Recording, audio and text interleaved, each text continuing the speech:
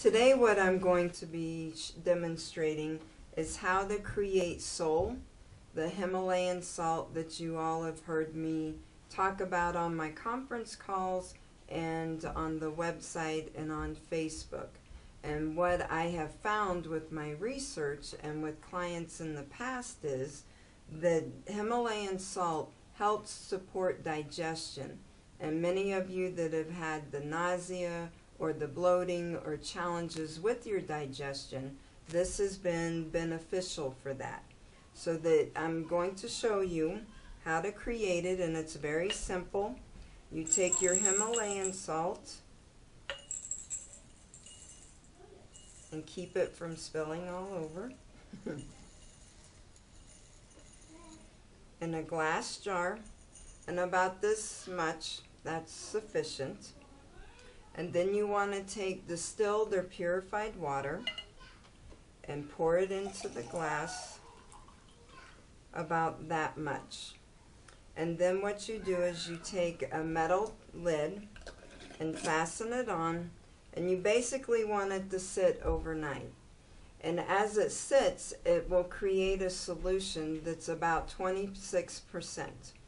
And you want to watch the crystals in the bottom. And as long as you have crystals in the bottom, then you have the right solution. If you come back and there's no crystals in the bottom, then you will add more crystals to it until there is no longer any melting of the crystals. And this is the way it looks when you're finished. Sometimes it's cloudy, sometimes it's clear, but you always want to make sure that you have some crystals in the bottom of it. You will have some sediment, and that is okay. That is just the minerals from the Himalayan salt. So then many of you have asked, how much do you use?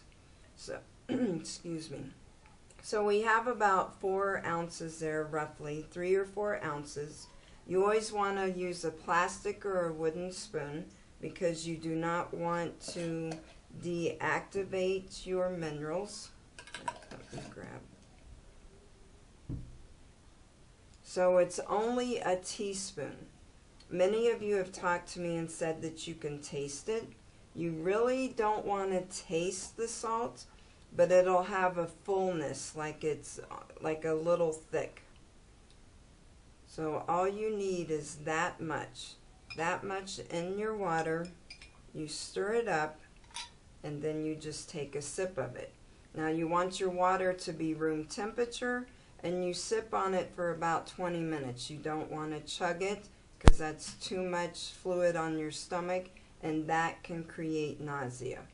And many of the other people on the GP side have shared that if they do this several times a day on an empty stomach, that it has proven to be beneficial for the challenge of the nausea and even pain.